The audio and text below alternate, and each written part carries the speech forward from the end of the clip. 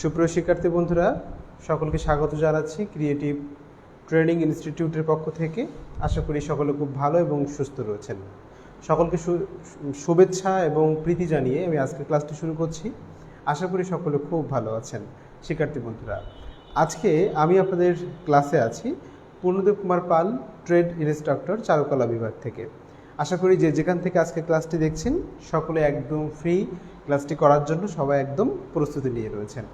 তো আমরা আপনার ক্লাসের মধ্যে আপনাদের কমেন্টে আপনারা অবশ্যই আপনাদের নাম, রোল এবং ব্যাচ লিখে কমেন্ট করবেন এবং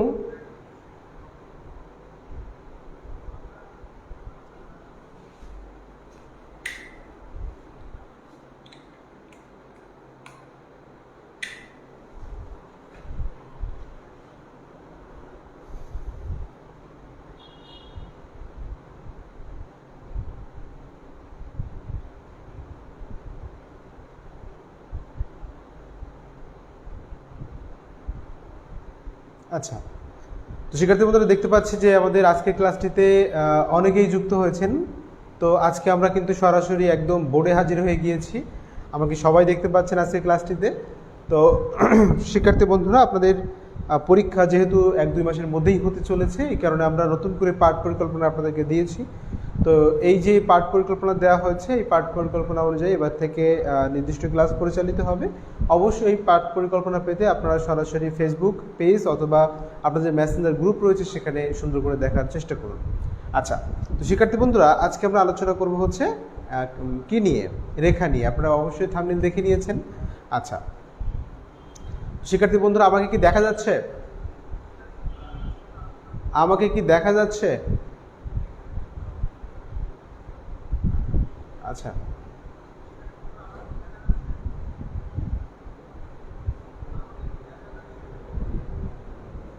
থাক থাক, ওটা থাক থাক, সমস্যা নেই। আচ্ছা,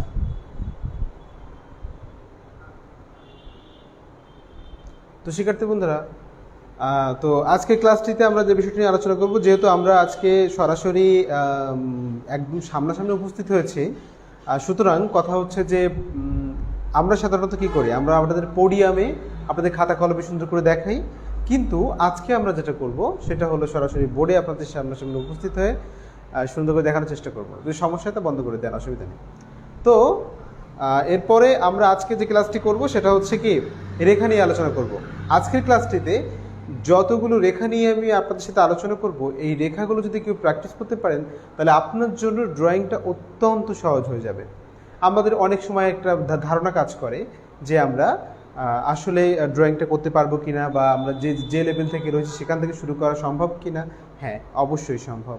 তো ড্রয়িংয়ের বেসিক ধারণা এবং রেখা সম্পর্কে সম্যক ধারণা পেতে আজকের ক্লাসটি আপনাদের জন্য অত্যন্ত গুরুত্বপূর্ণ। তো শিক্ষার্থী বন্ধুরা, সবাই কি আমাদের সাউন্ড কি ক্লিয়ার শুনতে পাচ্ছেন?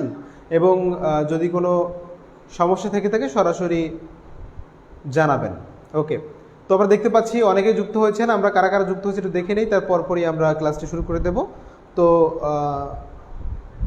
চিন্ময় হালদার, মেহেদি খান, শিমুল সেন, তারপর হচ্ছে পুলক হালদার, মেহেদি খান, শিল্পী দেবনাথ, মন রাফি, তুহিন আক্তার, এমতাহাজ্জত আলী, শিল্পী দেবনাথ, নীলকাব্য, ইমামুল হোসাইন, ফাতেমা আক্তার, মন রাফি, ফাতেমা আক্তার, তারপর হচ্ছে আপনারা অনেকেই যুক্ত হয়েছেন, অসংখ্য ধন্যবাদ। আজকে হয়তোবা একটি নতুন ফেসে আপনাদের সামনে উপস্থিত হয়েছে। তো শিক্ষার্থী বন্ধুরা, আমরা আজকে আলোচনা করব হচ্ছে রেখা নিয়ে। তো আজ ছোট্ট করে আগে একটা ধারণা দিয়ে আসি ড্রয়িংয়ের উপরে, স্টার্টিং আপনাদের কিভাবে করতে হবে এই বিষয়ে। তো শিক্ষার্থী বন্ধুরা, যারা ড্রয়িং শুরু করছেন, একদম প্রথম থেকে আমি একটু সুন্দর করে ক্লিয়ার করার চেষ্টা করব প্রথম থেকে কীভাবে কী করতে হবে না করতে হবে। তো মনে করুন আপনার কোনো একটা সময় মনে হলো আপনার ড্রয়িং শিখতে হবে, তখন আপনি কী করবেন? তো প্রথমতই আপনাকে একটি 2B পেন্সিল খোঁজ করতে হবে এবং একটি কাগজ খোঁজ করতে হবে, তাহলেই আপনি মোটামুটিভাবে শুরু করতে পারবেন। এবার আসুন, মূলত আমরা তো এটা মোটামুটিভাবে শুরু করতে পারি। একটু ভালোভাবে শুরু করার জন্য প্রথম থেকে সঠিকভাবে শুরু করার জন্য কোন ধরনের পদ্ধতি আপনাদের অ্যাপ্লাই করতে হবে। প্রথমত আপনাকে একটি 2B পেন্সিল এবং একটি কাগজ সংগ্রহ করতে হবে। কিন্তু প্রাথমিক পর্যায়ে আপনাদের প্র্যাকটিসের জন্য ড্রয়িং খাতা পাওয়া যায় বাজারে। এই ধরনের একটি খাতা আপনি কিনে নিতে পারেন, আর্ট পেপার দিয়ে বানানো থাকে, এই ধরনের খাতা একটি কিনে নিতে পারেন। এবং আপনি কিনে তো নিয়ে আসলেন, এরপরে কি করবেন? কোথা থেকে শুরু করবেন? প্রথমে এসে কি একটা মানুষের ছবি আঁকা শুরু করবেন, অথবা আপনার ভালো লাগা কোনো মানুষের ছবি শুরু করে দেবেন, বা কোনো কিছু ভালো লেগেছে এমন কিছু আঁকবেন? না, এরকমটা করা যাবে না। কি করতে হবে? একদম প্রথমে আপনাকে প্রচুর রেখা প্র্যাকটিস করতে হবে। যেরকম সঙ্গীত প্র্যাকটিস করতে গেলে সেখানে কিন্তু সারগাম প্রয়োজন হয়, আমাদের অনেকগুলো সারগাম প্র্যাকটিস করতে হয়, তারপরেই আমাদের কি করতে হয়? হ্যাঁ, গান শিখতে হয়। ঠিক তেমনি আপনাকে ড্রয়িং শুরু করার আগে কিছু রেখা সম্পর্কে আপনাকে বিশেষ ধারণা নিতে হবে, এবং সেই রেখাগুলো যদি আপনি প্র্যাকটিস করতে পারেন তাহলে আপনার জন্য ড্রয়িংটা অত্যন্ত সহজ হয়ে যাবে। হ্যাঁ, বলা যেতে পারে আমরা কিন্তু মোটামুটিভাবে যে কলা হোক, আম হোক, জাম হোক, কাঁঠাল হোক, কোনো ফুল হোক, যাই হোক না কেন, আমরা সরাসরি কিন্তু কী করতে পারি? আমরা সঙ্গে সঙ্গে সেটা শুরু করতে পারি, কিন্তু হয়তো বা আপনি যেরকম চাচ্ছেন আশানুরূপ সেরকম ভালো হবে না, ভালো না হওয়াটাই স্বাভাবিক। সুতরাং রেখার প্রয়োজনীয়তা বিশেষ করে কিন্তু ড্রয়িংয়ের ক্ষেত্রে অনেক বেশি। আচ্ছা, তো শিক্ষার্থী বন্ধুরা, আমরা আজকের ক্লাসটিতে আপনাদের ধারণা দিয়ে যাব যে আসলে কোন ধরনের পদ্ধতি থেকে আপনাদের কোন স্টেপ বাই স্টেপ আগালে ড্রয়িংটাকে অত্যন্ত সহজভাবে আপনি কমপ্লিট করতে পারবেন। তো শিক্ষার্থী বন্ধুরা, খাতা এবং পেন্সিল কেনা হয়ে গেল, তারপরে কি করবেন? তারপরে আপনি এমন একটি বিশেষ জায়গা নির্বাচন করবেন যেখানে সাধারণত যদি এটা টুল হয়, টুলটা যেন আপনার নাভি সমান হয়, নাভি সমান উঁচু হতে হবে। যদি আপনি চেয়ার টেবিলে বসে আঁকেন তাহলে কি করবেন?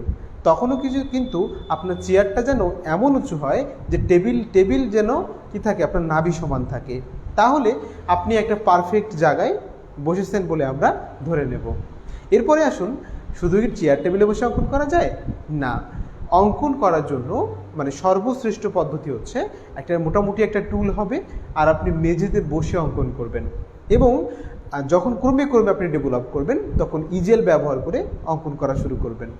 তো শিক্ষার্থী বন্ধুরা, বসার জন্য আমি কিন্তু বলেই দিয়েছি, আপনি চেয়ারে বসেন, খাটে বসেন, অথবা আপনি মেঝেতে বসেন, আপনার যেখানে মেঝেতে বসলে টুল থাকবে, যেখানে আপনি অঙ্কন করবেন সেটা যেন আপনার নাভি সমান উচ্চতা থাকে। এবং আরও একটি বিষয় বলি, সেটা হচ্ছে যখন আপনি এটি অঙ্কন করবেন তখন অবশ্যই একটি বোর্ড ব্যবহার করবেন। বাজারে প্রচুর আর্ট বোর্ড কিনতে পাওয়া যায়, আপনারা চাইলে এই আর্ট বোর্ড আপনারা কিনে নিতে পারেন, অর্থাৎ ড্রয়িং বোর্ড হিসেবেও পরিচিত, ক্লিপ সহ। সেটি নিয়ে আপনারা কি করবেন? দেখুন, একদম এরকম সমান করে রাখবেন না, কি করবেন? একটু উঁচু করে রাখবেন, এরকম উঁচু করে রাখবেন, এরকম বাঁকা করে রেখে অঙ্কন করবেন। এরকম করে না, কিন্তু কীরকম, এরকম উঁচু করে রাখার চেষ্টা করবেন পিছন দিকটা। আশা করি আপনাদের কাছে এই বিষয়টা আপনাদের কাছে ক্লিয়ার হয়েছে। আচ্ছা, বসার নিয়ম এবং কিভাবে শুরু করতে হবে প্রাথমিক পর্যায়ে আশা করি আপনারা মোটামুটিভাবে বুঝে নিয়েছেন। যদি বুঝতে পারেন তাহলে প্লিজ আপনারা ইয়েস লিখুন, যারা বুঝতে পেরেছেন তারা ইয়েস লিখুন।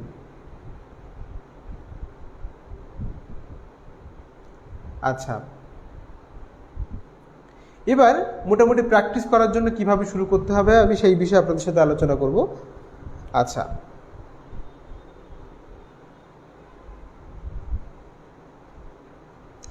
এম তাজুদ আলী বলেছেন বুঝতে পেরেছেন, বরুণ রাফি বলেছেন বুঝতে পেরেছি, শিল্পী দেবনাথ, ইমামুল হোসাইন, ফাতেমা আক্তার সবাই বুঝতে পেরেছেন। এবার পেন্সিল এবং আমাদের কিন্তু কাগজ কেনা হয়ে গেল, আমরা বসেও পড়লাম, কোথায় বসতে হবে সেটাও জেনে নিলাম। এবার পরিবেশটা কেমন হতে হবে? পরিবেশটা যেন একটু কোলাহল মুক্ত হয়, এবং এমন একটি স্থান নির্বাচন করুন যেখানে সাধারণত মানে আপনাকে বিরক্ত করার মতো লোক নেই। হ্যাঁ, এরকম একটা জায়গা নির্বাচন করুন। যদি প্রকৃতির কাছে যেয়ে আঁকতে পারেন তাহলে আপনার প্রকৃত ভালো লাগা থেকে আপনি যে ছবিটি অঙ্কন করবেন সেটা অত্যন্ত সুন্দর হবে এবং ফাটাফাটি হবে। আশা করি বুঝতে পেরেছেন। বিজ্ঞানসম্মত উপায়ে অনেক বিজ্ঞানী রিসার্চ করে দেখেছেন যে পড়ার সময় এবং যদি আমরা ছবি আঁকার সময় প্রকৃতির পাশে যে আঁকে, অর্থাৎ প্রকৃতিকে দেখা যাচ্ছে এমন একটা জায়গায় যে আমরা বসি, তাহলে কিন্তু পড়া দ্রুত মুখস্থ হয়। হয়তো বা আপনারা অনেকেই জানেন, অনেকেই জানেন না। তো যদি আমরা প্রকৃতির কাছে যে আঁকার চেষ্টা করি তাহলে সেটা খুব ভালো হয়। প্রকৃতির কাছে তো গেলেন, কিন্তু সেখানে একদম প্রচণ্ড রোদ্দুর, সেখানে যেয়ে বসবেন না। দেখুন, ছবি আঁকার নির্দিষ্ট সময়ও নির্বাচন করে দিচ্ছি। ছবি আঁকার জন্য নির্দিষ্ট সময় হচ্ছে, আসলে সবচেয়ে বড় কথা হলো ভালো লাগবে যখন, তখন আঁকতে শুরু করবেন। যখন আপনি অবসর সময় পাবেন তখন আঁকা শুরু করবেন। কিন্তু যেরকম ধরুন, আপনার অনেকে দেখা যাচ্ছে রাত 12টার পরে পড়লে মুখস্থ হয়, আবার অনেকে দেখা যাচ্ছে সকালবেলা উঠে পড়তে বসলে মুখস্থ হয়। কিন্তু আমি যেটাকে আপনাদের বলবো সেটা হচ্ছে, আপনারা পড়ন্ত বিকেলবেলা যখন সূর্য পশ্চিম দিকে একদমই ঢুলে পড়বে, তার শক্তি ক্ষীণ হয়ে যাবে, তখন সেই সময় তার যে রোদের যে তেজ যখন কমে যাবে, আপনি একটা সুন্দর ঠান্ডা পরিবেশে যেয়ে বসবেন এবং সেখানে বসে বসে আঁকা শুরু করবেন। প্রথমত অনেকেই বলবে এই তো খ্যাত, এ তো কী ব্যাপার, মানে ওরে বাবা বিশাল বড় শিল্পী হয়ে গিয়েছে, অনেকে অনেক কথা বলবে। আই ডোন্ট কেয়ার, তাই তো? এই বিষয়টা আপনার মধ্যে থাকতে হবে যে আমি কে কী বললো আমার এটা, আমি ওটা মানি না, আমি হচ্ছে আমার কাছেই শ্রেষ্ঠ। ওকে, তো এই বিষয়টিকে সামনে রেখে প্র্যাকটিস করতে হবে। এবং আমি বসার জায়গাও কিন্তু একদম সুন্দর করে সেট আপ করে দিলাম। এরপরে কি প্র্যাকটিস করবেন?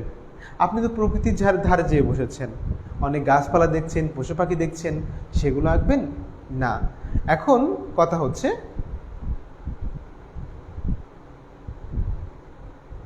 নীলকাব্য বলেছেন ফ্লোরে বসতে কিভাবে, ফ্লোরে কিভাবে বসতে হবে উনি আবার একটু বলেছেন। তো শিক্ষার্থী বন্ধুরা, ফ্লোরে আপনাকে আসন কেটে বসতে হবে। আসনে বসাটা আপনি হয়তো বা বুঝতে পেরেছেন, এবং এমন একটি টুল ব্যবহার করতে হবে যে টুলটি হচ্ছে সমতল থাকবে ওপরের দিকটা, এবং একটি আর্ট বোর্ড আপনাকে ব্যবহার করতে হবে। ব্যবহার করে আপনি সেখানে বসে সুন্দর করে কী করবেন, আর্ট বোর্ডটাকে এরকম এরকম সোজা না করে কী করবেন, এরকম করে পিছনের দিকটা একটু উঁচু করে যদি আঁকার চেষ্টা করেন, যেটা পোডিয়াম যেরকম হয়, আপনারা হয়তো বা পোডিয়াম দেখেছেন, যেটা আমি আপনাদেরকে ক্লাস নিয়ে থাকি পোডিয়ামের উপর দাঁড়িয়ে, পোডিয়ামের পাশে দাঁড়িয়ে আর কি, পোডিয়ামের উপরে ক্লাস নিয়ে থাকি, আমার বলা ভুল হয়ে গেল, পোডিয়ামের উপরে দাঁড়িয়ে। আচ্ছা, তো শিক্ষার্থী বন্ধুরা আশা করি বুঝতে পেরেছেন, এভাবে করে প্র্যাকটিস করতে হবে। এবার আসুন, পেন্সিল কীভাবে ধরবেন। পেন্সিল ধরার জন্য কিন্তু নিয়ম রয়েছে। তো দেখি আরও কয়েকটা কমেন্ট আমাদের মধ্যে চলে এসেছে।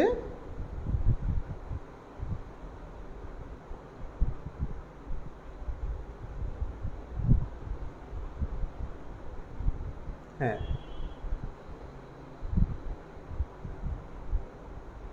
হ্যাঁ, ইমামুল হোসেন বলেছেন যে কে কি বললো না ভেবে নিজেকে সামনের দিকে এগিয়ে নিয়ে যেতে হবে। একদম রাইট বলেছেন। আচ্ছা, এরপরে স্যার নতুন কারিকুলামে চারুকলা সাবজেক্ট নেই, যদি থাকে আপনি একটু বিস্তারিত বলবেন। অবশ্যই রয়েছে, আপনার দেখার ভুল রয়েছে, শিল্প সংস্কৃতি এবং শিল্পকলার মধ্যে রয়েছে। এরপরে সুজন হুসাইন রয়েছেন, আমাদের সাথে যুক্ত হয়েছেন এই মাত্র। ভালো করে খেয়াল করুন, নাইম কি জানো একটা,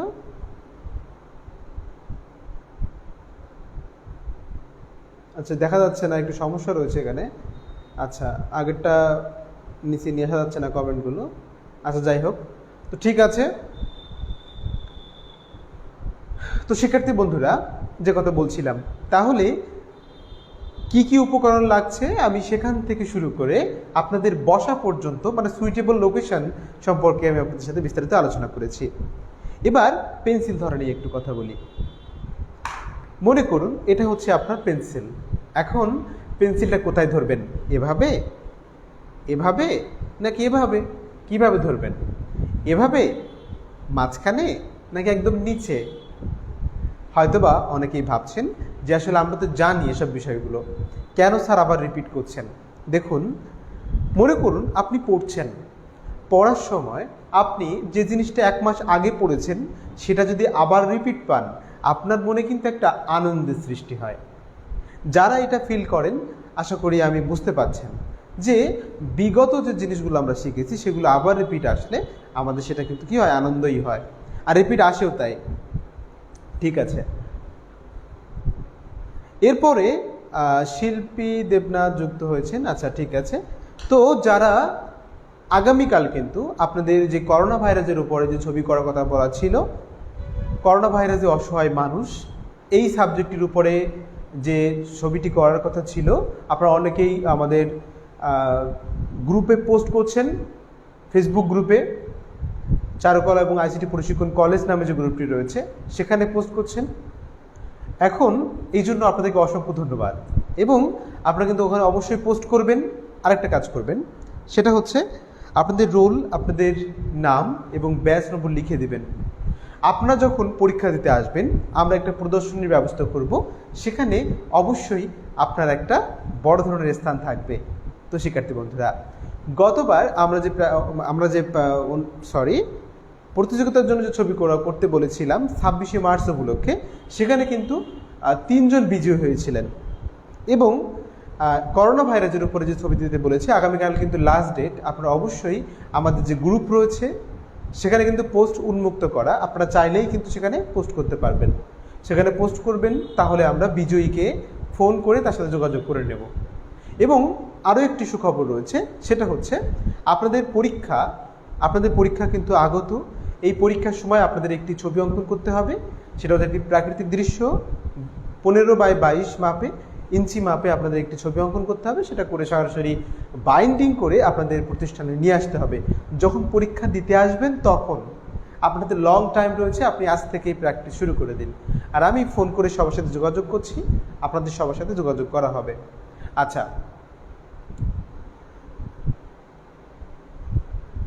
আচ্ছা, এরপরে রূপক কান্তি, হ্যাঁ আশা করা যায়। আচ্ছা, এরপরে ঠিক আছে। তো শিক্ষার্থী বন্ধুরা, এবার আমরা সরাসরি প্র্যাকটিসে চলে যাই। দেখুন, পেন্সিল ধরার জন্য আপনাকে যেটা করতে হবে, একদম এরকম জায়গাতে না ধরে, খেয়াল করুন, একটু উপরে ধরবেন, 1 ইঞ্চি উপরে ধরবেন। পেন্সিলটা আপনি যতই উপরে ধরবেন আপনার রেখাগুলো হালকা হতে শুরু করবে। তাহলে রেখা প্র্যাকটিস করার জন্য পেন্সিলটা কিন্তু আপনাকে 1 ইঞ্চি উপরে ধরতে হবে। এবং রেখা প্র্যাকটিস করার সময় এবার কি করবেন, কি ধরনের রেখা প্র্যাকটিস করবেন, আসুন দেখে নেওয়া যাক। দেখুন, আমরা আজকে আলোচনা করব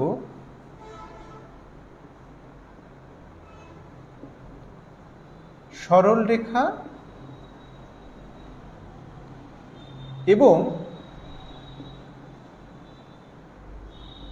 বক্ররেখা নিয়ে। সরল রেখা এবং বক্ররেখা নিয়ে। আসুন, সরল রেখার মধ্যে অনেকগুলো রেখা রয়েছে, সেগুলো দেখে নেওয়া যাক। দেখুন, প্রথমেই রয়েছে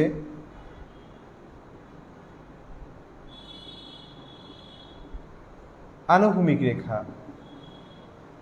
আমি কিন্তু বারবার বলেছি, আজকের ক্লাসটি যারা ড্রয়িং শুরু করছেন একদম প্রাথমিক লেভেল থেকে, তাদের জন্য আজকের ক্লাসটি অত্যন্ত গুরুত্বপূর্ণ। আজকের ক্লাসটি যারা দেখবেন তাদের ড্রয়িং সম্পর্কে একদম বেসিক যে ধারণাটা সেটা হয়ে যাবে, এবং কিভাবে অ্যাকচুয়ালি শুরু করতে হয় এই ধারণাটা আপনাদের ক্লিয়ার হয়ে যাবে। আনুভূমিক রেখা, তারপরে হচ্ছে উলম্ব রেখা, এরপরে হচ্ছে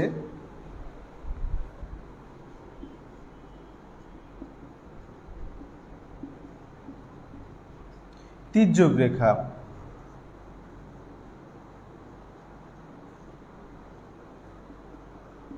জিগজ্যাগ রেখা। দেখুন, মোটামুটি এই 4টি রেখা সম্পর্কে আপনার ধারণা থাকলে আপনি মোটামুটি সরল রেখা রিলেটেড যে ধরনের সাবজেক্টগুলো আমরা আঁকবো, আপনার এই কটি রেখা সম্পর্কে ধারণা থাকলে আপনি সুন্দর করে পারবেন। এবার আসুন বক্ররেখা। বক্ররেখাতে আমরা এখানে কোনো ভাগ দেখব না, আমরা সরাসরি বৃত্তে চলে যাব। এবং বৃত্ত প্র্যাকটিস করতে গেলে সেখানে আপনাকে কি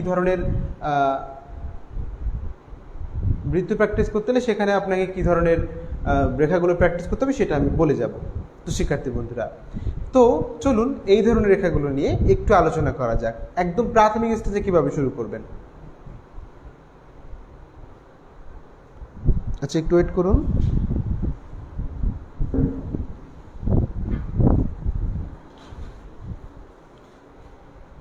তো আশা করি আপনারা মোটামুটিভাবে বুঝে নিয়েছেন। এবার আসুন, এবার প্রথমে আনুভূমিক রেখা শিখে নেওয়া যাক।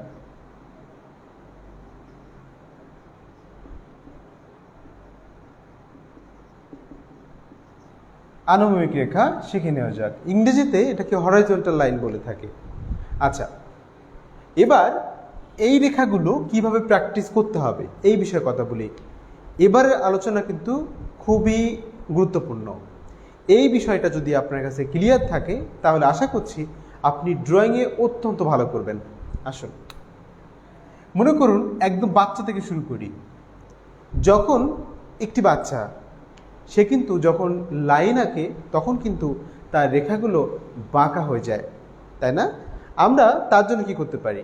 একদম ছোটবেলায় শিখেছেন, আপনারা সবাই শিখেছেন। একটু মনে করুন তো, মনে করুন আমরা হচ্ছে যখন শিখতাম ছোটবেলাতে, আমার অবশ্য সেভাবে মনে পড়ে না, কিন্তু আমরা যখন বাচ্চাদেরকে শেখাতে যাই তখন তো দেখি যে আমি যখন এরকম করে ডট ডট দিয়ে প্র্যাকটিস করেছিলাম, আমরা কিন্তু সেই আমার প্র্যাকটিস করাটা আমার কিন্তু মনে নেই, সে তো অনেক ছোটবেলায় মনে থাকা অসম্ভব। তো এই ধরনের দেখুন এরকম করে ডট দিয়ে আমরা সাধারণ ছোট ছোট লাইন দিয়ে এভাবে করে পূরণ করা দেখে থাকি। তো বিষয় হচ্ছে আপনার ছোট বাচ্চাটিকে যদি আপনি এভাবে করে সুন্দর করে প্রথমে এভাবে করে প্র্যাকটিস করান, এটাই হচ্ছে প্রকৃত নিয়ম। প্রথমে এরকমভাবে ডট তাকে পূরণ করাতে হবে, তারপরেই কিন্তু সে একটি লাইন দিতে পারবে। এইগুলো প্র্যাকটিস করার পরে কিন্তু সে এইটা করার যোগ্যতা রাখবে। আশা করি আপনারা বুঝতে পেরেছেন। তো আমরা ঠিক সেইভাবেই বিষয়টা আয়ত্ত করার জন্য আমরাও একই রকম করব। দেখুন, যারা রেখা প্র্যাকটিস করার সময় সমস্যায় পড়েন, কি ধরনের সমস্যা? মনে করুন রেখা প্র্যাকটিস করছেন, কিন্তু রেখা প্র্যাকটিস করার সময় যে বিষয়টা হচ্ছে, আচ্ছা একটু সমস্যা রয়েছে।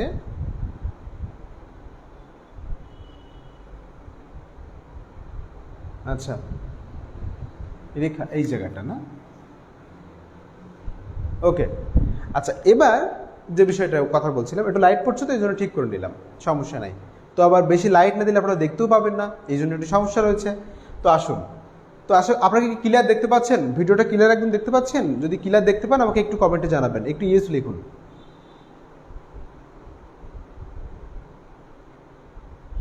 যদি ক্লিয়ার দেখতে পান তাহলে একটু ইয়েস লিখুন।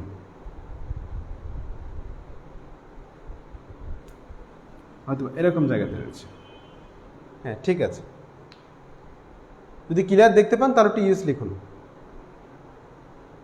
আচ্ছা আচ্ছা, ওকে, আপনারা ক্লিয়ার দেখতে পেলেই হবে। ওকে, এবার আসুন, এবার আমরা একদম ছোট থেকে কীভাবে প্র্যাকটিস করতে পারি। মনে করুন অনেকেই অনেক বড় হয়েছেন, তারপরও হাতের লেখা অত্যন্ত খারাপ। তো তারা কি করবেন? তাদের ক্ষেত্রে কি করতে হবে? একদম বেসিক লেভেল থেকে আসুন।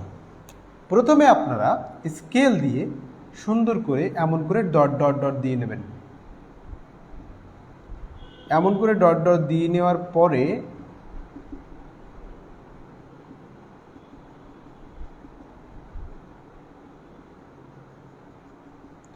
এরকম করে দিয়ে নেওয়ার পরে আপনাকে কি করতে হবে? এভাবে করে প্র্যাকটিস করতে হবে। এই দেখুন,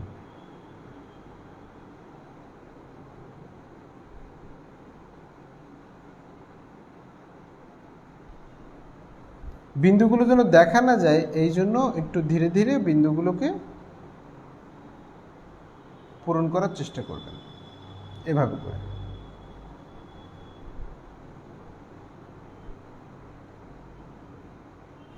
এভাবে করে আনুভূমিক রেখা অনুশীলন করা যেতে পারে। তো এভাবে যদি একেবারেই আপনার হাতে নেহাত সমস্যা থাকে তাহলে এভাবে করে প্র্যাকটিস করতে পারেন। এভাবে করে আপনি 500টি রেখা প্র্যাকটিস করুন, ঠিক আছে? আপনারা কিন্তু পরিমাণটা লিখে নেবেন একের পর এক। এরপরে আসুন, এরপরে দ্বিতীয় ধাপে যেটা করবেন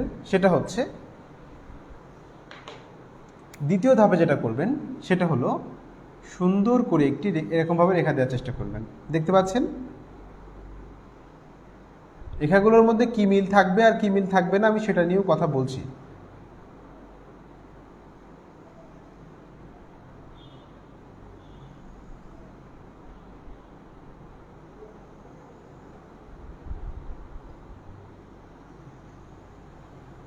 এই যে দেখুন, যে রেখাগুলো আপনারা দেখতে পাচ্ছেন, এই রেখাগুলো কি সোজা হয়েছে কি না?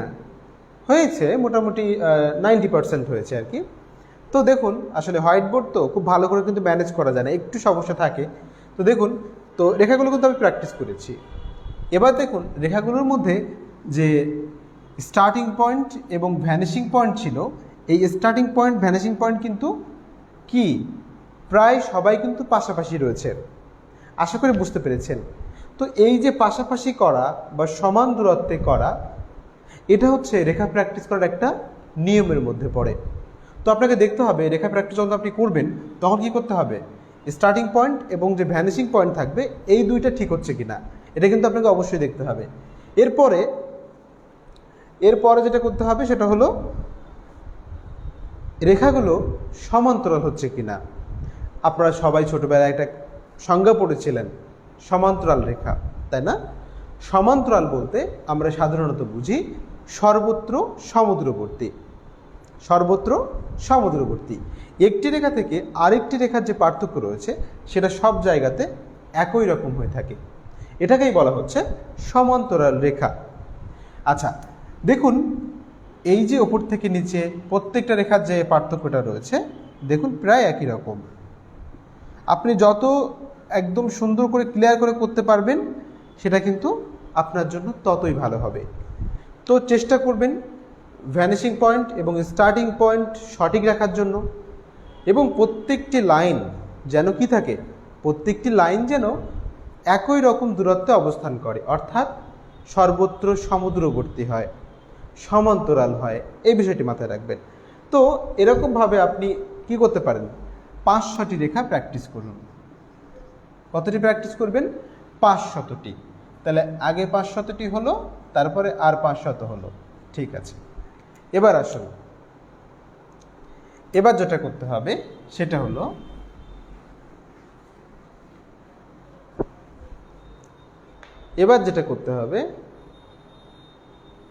আপনাদেরকে প্র্যাকটিস করতে হবে উলম্ব রেখা। ঠিক একইভাবে আপনারা যারা একেবারেই পাচ্ছেন না তারা কি করবেন, তারা এভাবে ডট ডট দিয়ে করবেন, ডট ডট দিয়ে নেবেন, এভাবে করে প্র্যাকটিস করবেন যেটা আমি দেখিয়েছি। এবং যারা মোটামুটিভাবে পারবেন তারা কি করবেন, তারা ওপর থেকে সুন্দর করে এমনিভাবে রেখাগুলো দেওয়ার চেষ্টা করবেন।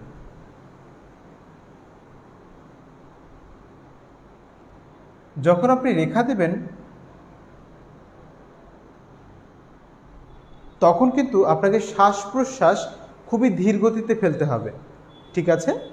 মনে করুন আপনি দৌড়ে এলেন, দৌড়ে এসেই কিন্তু এই রেখা যখন প্র্যাকটিস করতে যাবেন না তখন আঁকা বাঁকা হয়ে মানে সমুদ্রের ঢেউ হতে আর কিছু বাকি থাকবে না, সেরকমই হয়ে যাবে।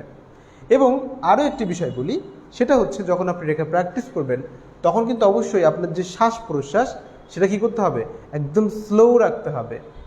আপনি খুব দ্রুত নিঃশ্বাস নিলেন তখন কিন্তু এটা প্রবলেম হয়ে যাবে। তো আসুন,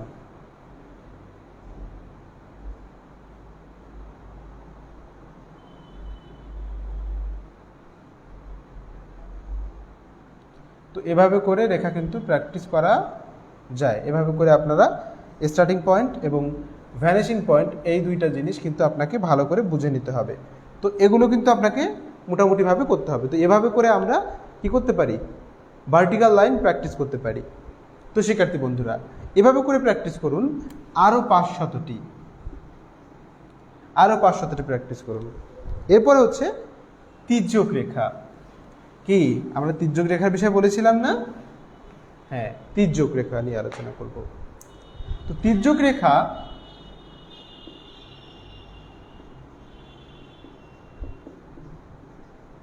তাহলে আমরা দুইটি রেখা সম্পর্কে আলোচনা করা হয়ে গিয়েছে, একটা হচ্ছে আনুভূমিক রেখা আর একটা হচ্ছে উলম্ব রেখা। এবার আমরা দেখব তির্যক রেখা কেমন হয়। দেখুন, তির্যক রেখা কিন্তু এমন হয়ে থাকে। আপনারা প্রথমে এমনভাবে রেখা দিয়ে নিতে পারেন, একটা হালকা করে দিয়ে এভাবেও প্র্যাকটিস করতে পারেন।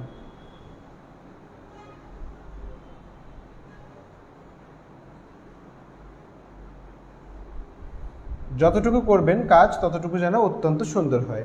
আশা করি এভাবে করে বুঝতে পেরেছেন। আবার আপনি এভাবে করে প্র্যাকটিস করতে পারেন।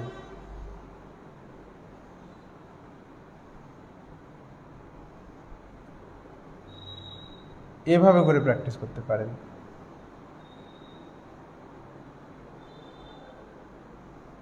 এভাবে করে প্র্যাকটিস করতে পারেন, তাহলে দেখবেন যে আসলে ধীরে ধীরে করে আপনার আচ্ছা এর মাঝখানে যে ডিজাইনটা তৈরি হয়েছে দেখতে পাচ্ছেন, রেখাগুলো কিন্তু যদি সুন্দর সোজা না হতো তাহলে কিন্তু এরকম ডিজাইনটা দেখা যেত না।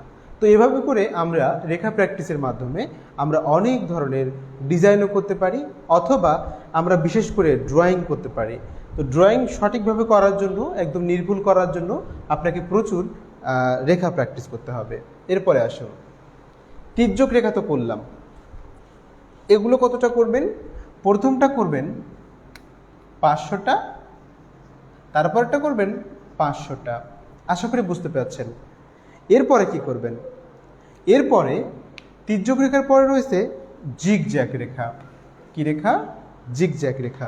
এগুলো কোথায় ব্যবহৃত হয় আমি সেটাও কিন্তু আলোচনা করব, কিন্তু অবশ্যই ক্লাসে থাকতে হবে। তো দেখি কারা অধীর আগ্রহে বসে রয়েছেন।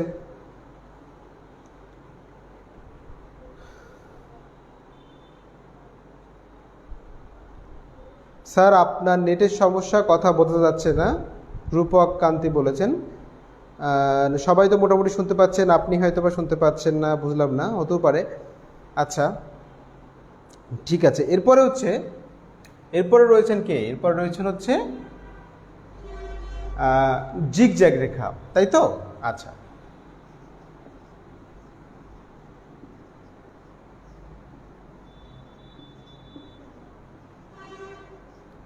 জিগজ্যাগ রেখা।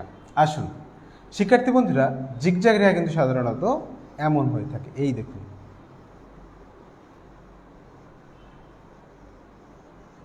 এভাবে হয়ে থাকে। তো এই জিগজ্যাগ রেখাও কিন্তু কোথায় ব্যবহৃত হয় আমরা সেটা ক্রমে ক্রমে আলোচনা করব।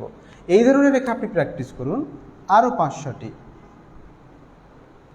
এবার আসুন, এবার বক্ররেখা প্র্যাকটিস করতে আসুন। বক্ররেখা প্র্যাকটিস করতে গেলে যে ধরনের রেখাগুলো প্র্যাকটিস করতে হয় আমি ছোট করে একটু লিখে দিচ্ছি, আপনারা দেখে নিন। প্রথমে এভাবে করে প্র্যাকটিস করা যেতে পারে, এভাবে করে করা যেতে পারে। এবার এভাবে করেও প্র্যাকটিস করতে পারেন, একই রকম সমান্তরাল রেখে। তো রেখার মধ্যে যেন সমান্তরাল ভাবটা থাকে, এই বিষয়টা কিন্তু আপনাকে কি করতে হবে? বুঝে নিতে হবে। তো দেখুন, এই যে দূরত্বটা যেন ঠিক থাকে, এটা মোটামুটি জেনে নেবেন। এরপরে আপনি এভাবে করে প্র্যাকটিস করতে পারেন।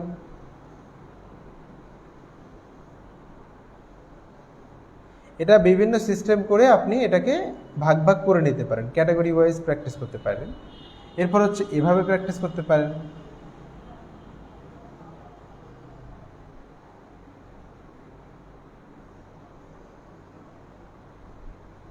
এভাবে প্র্যাকটিস করতে পারেন।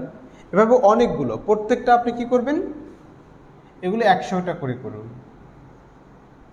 100টা 100টা 100টা করে করুন, ঠিক আছে? এভাবে করে প্র্যাকটিস করার পরে আপনি সরাসরি বৃত্তে চলে যান। তাহলে এখানে কতটি হলো? 400টি। আজকে একটি খাতা বানিয়ে ফেলবেন, যাদের নেই তারা, এবং যাদের আছে তারা বাকি যে আলোচনাগুলো হয়েছে সেগুলো তুলে নেবেন। আচ্ছা, এরপরে তাহলে কতটি হলো? 400টি। এরপরে আসুন, এরপরে যেটা করতে হবে সেটা হচ্ছে বৃত্ত অনুশীলন। বৃত্ত অনুশীলন করার জন্য আপনারা প্রথমে এমন করে করতে পারেন, এমন করে অনেকগুলো একই রকম বৃত্ত, এরকম চ্যাপ্টার টাইপের যে বৃত্তগুলো রয়েছে সেগুলো আপনারা একইভাবে অনেকগুলো প্র্যাকটিস করতে পারেন এভাবে করে। আবার এর তুলনায় পরেরটা দেখুন, একটু সামান্য মোটা, দেখতে পাচ্ছেন? এই দেখুন,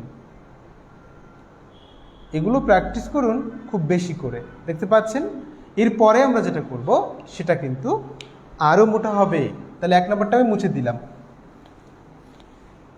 এরকম করে প্র্যাকটিস করুন 500টি। এটা কিন্তু 500টি করতে হবে, 500টি করুন। এটাও 500টি করুন, দেখতে পাচ্ছেন? আচ্ছা, এরপর দেখুন এই বৃত্তটা ডিম্বাকৃতির হয়ে গিয়েছে, ওভাল টাইপের বৃত্ত। এভাবে করে সুন্দর করে প্র্যাকটিস করুন, দেখতে পাচ্ছেন? আমরা এরকম করে ডিম্বাকৃতির বৃত্ত কিন্তু অঙ্কন করতে পারি।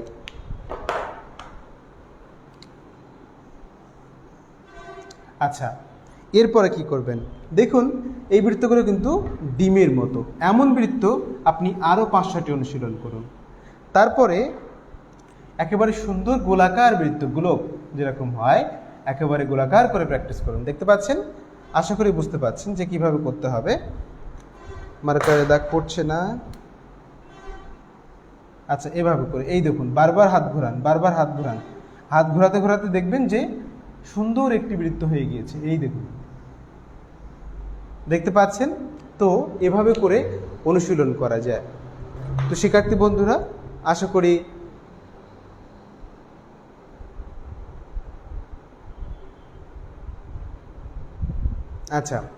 আশা করি আপনারা বিষয়টা বুঝতে পেরেছেন।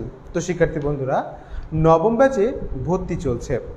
যারা ভর্তি হতে ইচ্ছুক বা আত্মীয় স্বজন রয়েছে ভর্তি হতে চাচ্ছেন, তারা এখনও নবম ব্যাচে ভর্তি হতে পারেন। কিছু সংখ্যক সিট খালি রয়েছে এবং আপনাদের ফর্ম ফিল আপের যে ডেট দেওয়া হয়েছিল এবং ফর্ম ফিল আপ আপনারা মোটামুটিভাবে কমপ্লিট করছেন আশা করছি।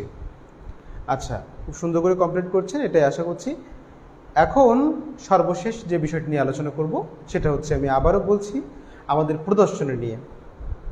তো যারা হচ্ছে সপ্তম ব্যাচ এবং আপনারা ষষ্ঠ ব্যাচ রয়েছেন, আপনাদের কিন্তু অবশ্যই একটি করে ছবি অঙ্কন করে সেটা বাঁধাই করে নিয়ে আসতে হবে।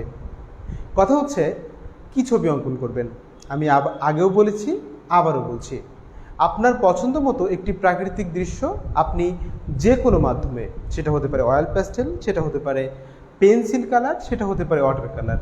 তো প্যাস্টেল অথবা ওয়াটার কালার হলে বেশি ভালো হয়, ঠিক আছে? তো আপনারা এই মাধ্যম ব্যবহার করে সুন্দর করে একটি দৃশ্য অঙ্কন করবেন। কি পেপারে করবেন?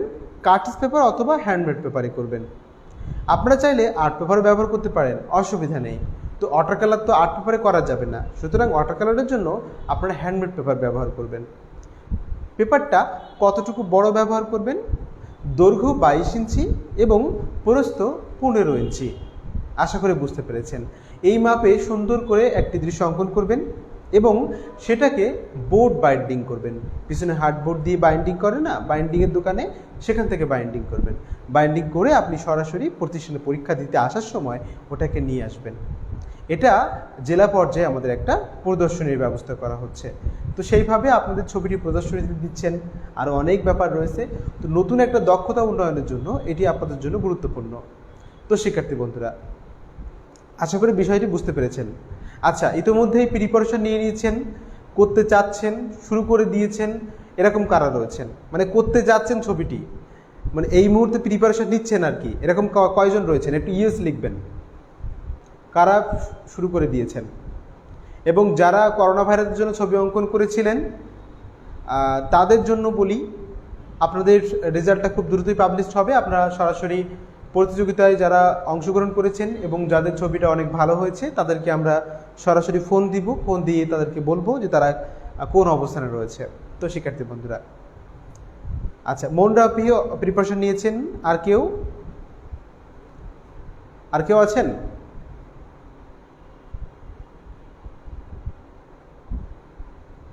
আপনাদের কিন্তু সকলের এই প্রদর্শনীর ছবিটা করতে হবে, ঠিক আছে? এটা কিন্তু অবশ্যই করতে হবে। এরপরে দেখতে পাচ্ছি আরও মেহেদি খান, আচ্ছা, আরও অনেকেই কমেন্ট করছেন এবং রয়েছেন হচ্ছে ইমামুল হোসাইন। ইনশাল্লাহ করবো স্যার, ওকে। ইমামুল হোসাইন কিন্তু একজন অ্যাক্টিভ স্টুডেন্ট, উনি প্রত্যেকটি ক্লাস করে থাকেন এবং বিশেষ করে খুবই অ্যাক্টিভ, ওকে। তো করোনা ভাইরাসের অনেক ছবি পোস্ট করছেন আপনারা, যারা হচ্ছে শিল্পী দেবনাথ রয়েছেন, আরও অনেকে রয়েছেন, দেখলাম যে ছবি পোস্ট করছেন, বেশ ভালো। সবাইকে কিন্তু এই ছবিটা করে আপনাদের পরীক্ষা দিতে আসার সময় অবশ্যই প্র্যাকটিস করে নিয়ে আসতে হবে, তৈরি করে।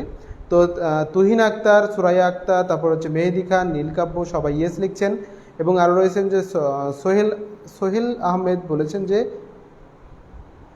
নতুন সার্কুলারে চারুকলা নেই। তো ভালো করে খেয়াল করুন, আপনি ভালো করে নীতিমালা পড়ুন, পড়লে বুঝতে পারবেন। তারপর হচ্ছে GM আলমগীর রাইভি ইয়েস লিখেছেন। তুহিন আক্তার লিখেছেন চেষ্টা করব। আচ্ছা, ঠিক আছে, অনেকে লিখছেন চেষ্টা করবেন, অনেকে লিখছেন যে করবেন, ঠিক আছে অবশ্যই করবেন। তো আসলে সবাই কিন্তু প্রদর্শনীতে ছবি দিতে পারে না, এই সৌভাগ্যটা সবার কিন্তু আসলে হয় না। সুতরাং আপনাদের মানে মেঘনা চাইতেই বৃষ্টি, এরকম একটা অবস্থা। সুতরাং সুযোগটা পেয়ে আপনারা হাতছাড়া করবেন না, অবশ্যই অনেক সময় রয়েছে, আজ থেকে শুরু করে দিন অল্প অল্প করে। আজ একটা গাছ আঁকুন, কাল একটা মানুষ আঁকুন, তারপরে একটা ঘর আঁকুন, একটা নৌকা আঁকুন, নদী আঁকুন, এরকম করে অল্প অল্প করে স্টেপ বাই স্টেপ করে আপনারা অঙ্কন করার চেষ্টা করুন। ঠিক আছে শিক্ষার্থী বন্ধুরা, আমরা তাহলে ক্লাসটি শেষ করব। সকলকে শুভেচ্ছা জানাচ্ছি আজকের ক্লাসটিতে সম্পূর্ণ সময়টা থাকার জন্য। আজকে অনেক পার্টিসিপেন্ট ছিল আমাদের ক্লাসটিতে, এজন্য অসংখ্য ধন্যবাদ এবং আমন্ত্রণ জানাচ্ছি আগামী ক্লাস দেখার জন্য। অবশ্যই আপনারা ফেসবুক পেজ থেকে এবং আমাদের ফেসবুক গ্রুপ থেকে আপনারা সরাসরি আপনাদের যে পাঠ পরিকল্পনা রয়েছে সেটি কালেক্ট করে নেবেন। তো শিক্ষার্থী বন্ধুরা সকলেই খুব বেশি পড়াশোনা করুন, আপনাদের পরীক্ষা কিন্তু সন্নিকটে এবং যেভাবে সাজেশন দেওয়া হচ্ছে প্রত্যেকটি থিওরি ক্লাস করতে হবে এবং প্র্যাকটিক্যাল ক্লাস করতে হবে। এই বলে আমি আমার আজকের ক্লাসটি এখানে শেষ করছি। সকলকে অসংখ্য ধন্যবাদ।